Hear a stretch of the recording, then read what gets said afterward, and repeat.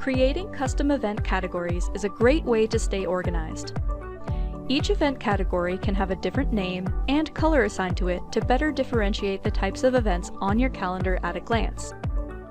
First, navigate to the calendar from the main menu on the left. Click on the Options button and select Categories and Locations from the drop-down menu. By default, MyMusicStaff has a few event categories already created to help you get started, like lesson, birthday, and repertoire performance. On the Categories tab, click on the Add Category button. Give your new category a name and choose a color to represent it on the calendar.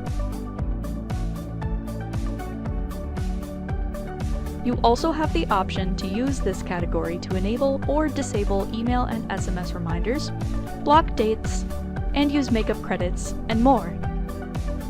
Now you're all set. Here's a quick way to see what your new category does under the Reminders column.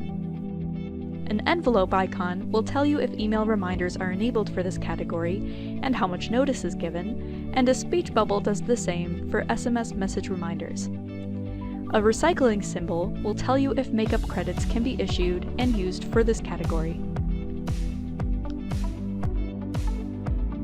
When you create a new event, you can now see your new category in the Category drop-down menu.